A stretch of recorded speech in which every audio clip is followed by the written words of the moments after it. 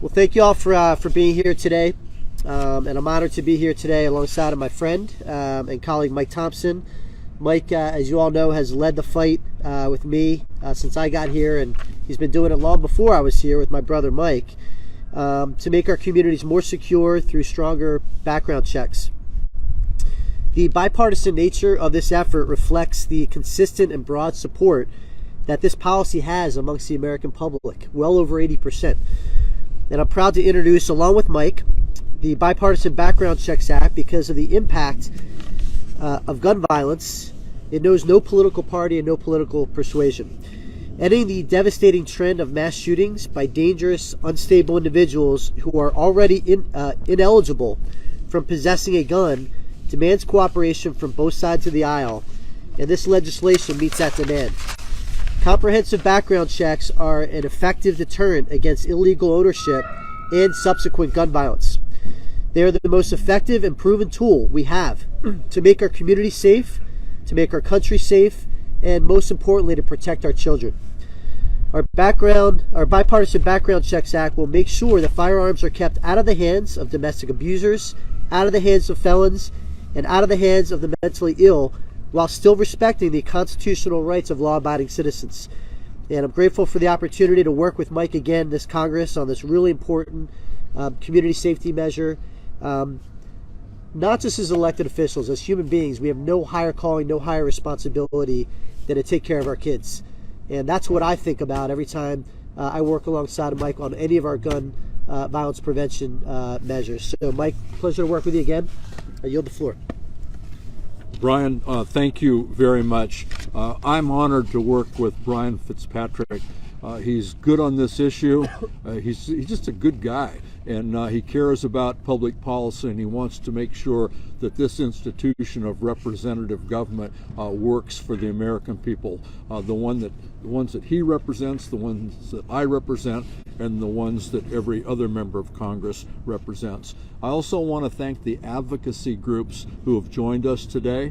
They've stood with us from day number one, and they are incredibly important in the effort that we're trying to put forward. And as Brian said, I have introduced this bill in every Congress since the tragedy at Sandy Hook Elementary School. And twice it's passed the House of Representatives with the help of Brian Fitzpatrick.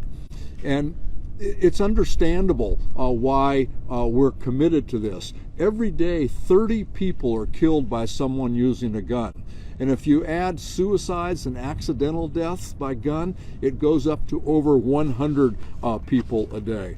And background checks will help that issue.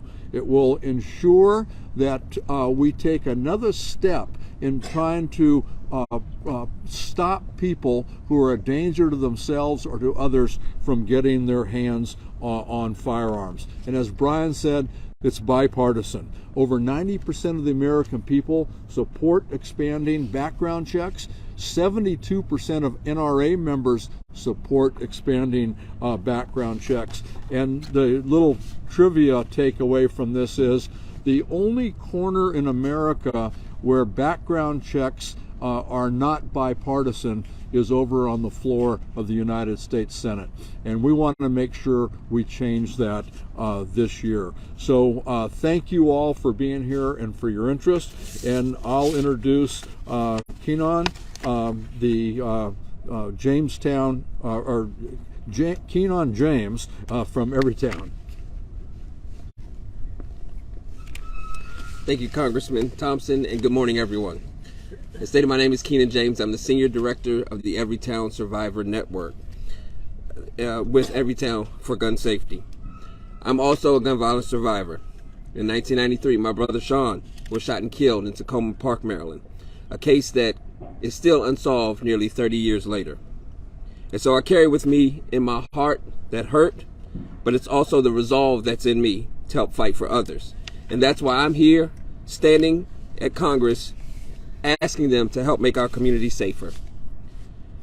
Last year, Democrats and Republicans found common ground and came together to pass the Bipartisan Safer Communities Act, breaking a nearly 30-year logjam in passing major federal gun legislation into law, and showing the world that bipartisan action on gun safety isn't impossible. What is the vast majority of Americans believe that it's inevitable. We wouldn't be standing here today with last year's historic win under our belt without the momentum created by the time-consuming, unglamorous, and sometimes heartbreaking, heavy-lifting grassroots activism of gun violence survivors and Moms Demand Action and Students Demand Action volunteers.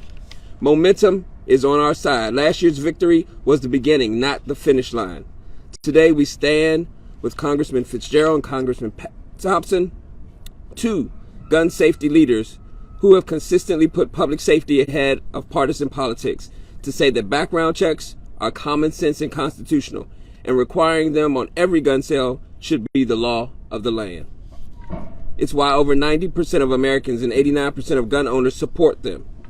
I heard that same from law enforcement when I worked at the National Organization of Black Law Enforcement Executives and the Department of Justice. Background checks save lives. We've done a lot to strengthen our gun laws over the years, including last year with the enhanced background checks for those under 21. But there are too many loopholes that allow someone to buy a gun without any kind of background check at all. In fact, Everytown's research found that one website alone listed 1.2 million ads a year with guns without background checks. While no one law will stop all the gun violence, and no law can stop all dangerous behavior, background checks are a crucial step to stemming the easy flow of guns to prohibited people. For gun violence survivors like me, the fight is personal, and the fight we will continue until we win. Thank you, and I would like to introduce our next speaker, Uzimi from Giffords.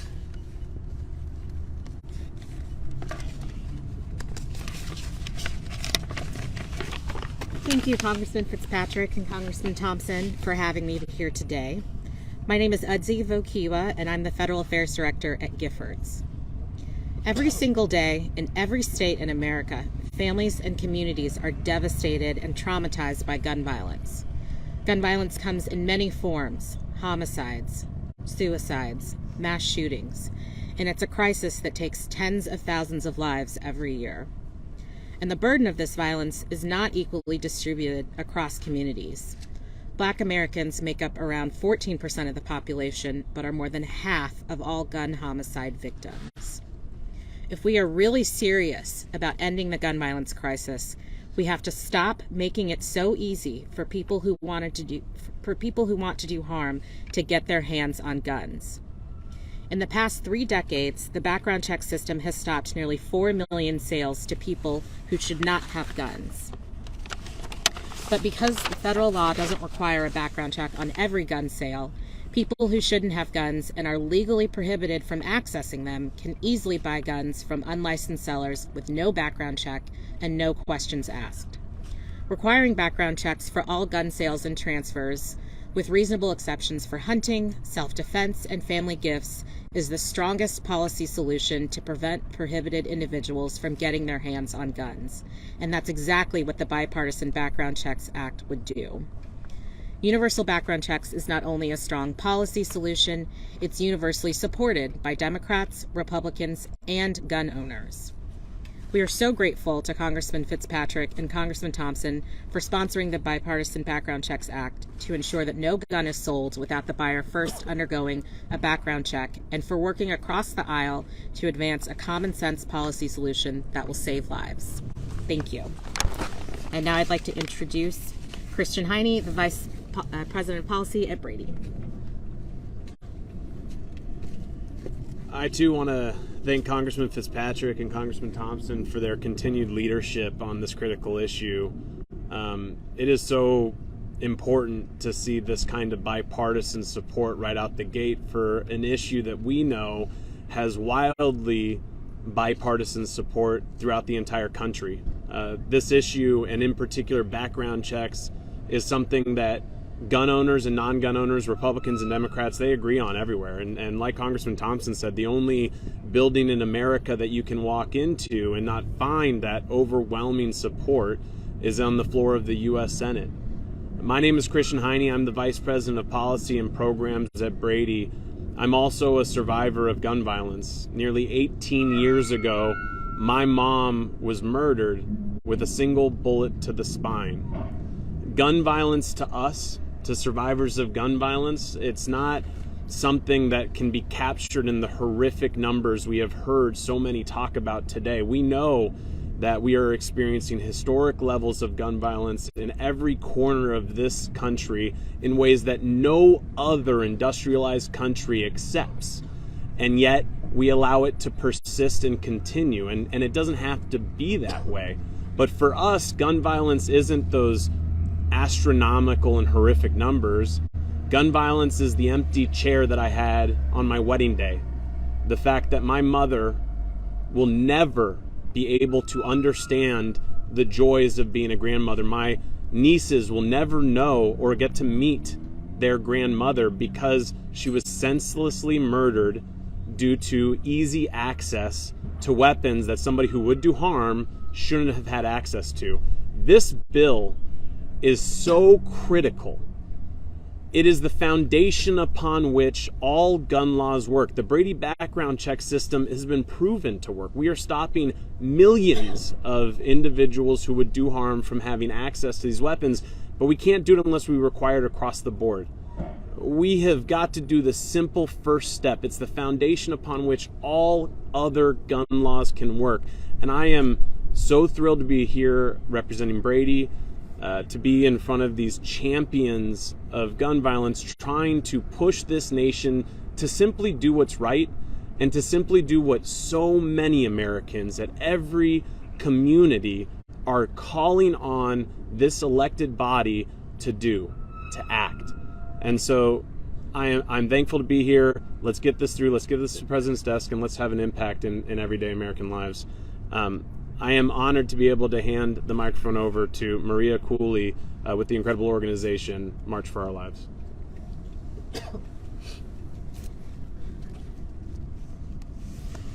Hello everyone, my name is Mariah Cooley and I'm a board member with March for Our Lives and a student at Howard University. I'm honored to be here alongside our congressional allies who are demonstrating once again what courage means as they reintroduce the Bipartisan Background Checks Act. I'm also horrified that we still have to do this, and that Congress hasn't performed a very basic function and acted to keep us safe from gun violence. Other folks have talked in great detail about the contents of this bill, but I want to share with you all what America's young people are feeling and that we are watching. We are watching because we have to, because guns are killing us and maiming us, all because Congress has yet to vote on bills like these. We must be clear that the gun violence epidemic is entirely avoidable. We can save lives, and we can save lives with bills like these. This gun violence epidemic is a choice that our leaders make when they don't vote for bills like the Bipartisan Background Checks Act. They are choosing to prolong the pain and suffering of gun violence, but if the last 5 years make anything clear, it's that young people will step up if our leaders don't. We will protest in the streets, vote in the polls, and run against tired and old leadership and win. If that's what it takes to keep us safe, then we're going to keep fighting. So we're glad to see that this bill is being reintroduced. It is truly an act of courage and honorable tenacity and a sign of how much our lives mean to you. And we thank you. And now we will be passing it off to Greg Jackson from the Community Justice Action Fund.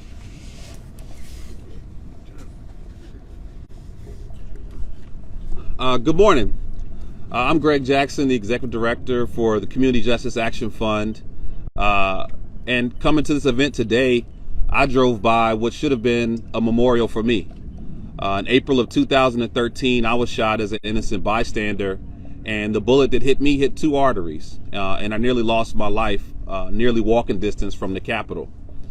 And behind me, you'll see members of Congress, you'll see staff, you'll see press, gingerly walking into work, not realizing that every day Black and brown individuals are at risk of gun violence in their communities. Gun violence has now become the #1 cause of premature death for Black men under 44, the #1 cause of premature death for all youth, And in places like Louisiana, a black man is 70 times more likely to die than a white person in America. 70 times. This is a crisis that we cannot afford to leisurely address. We have to move with urgency, because every single day we are losing our youth, we are losing our futures, we are losing our leaders, and we are losing our communities. I was shot nearly 10 years ago, and every year since then, 100,000 people have been shot or injured or killed. And those are more than numbers. Those are real people. People like the members of the Charleston, South Carolina church, who were murdered because of the loophole around our background check system. There was an individual who came into church, who applied for a gun, was able to work the loophole, purchase his guns, prayed with folks who were praising their God, and then proceeded to slaughter them with his firearms. That's what this broken loophole or broken background check system has done to communities all over the country. People are not manipulating this for personal or self-defense or protecting their families.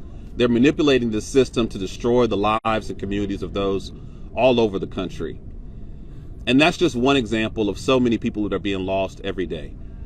We know that gun violence is not only taking a physical toll, it's taking a real economic toll. And for anyone who stands against this package, we must also challenge them to push forward because of the economic toll. Every year, over $557 billion are lost from our economy due to the cost of gun violence.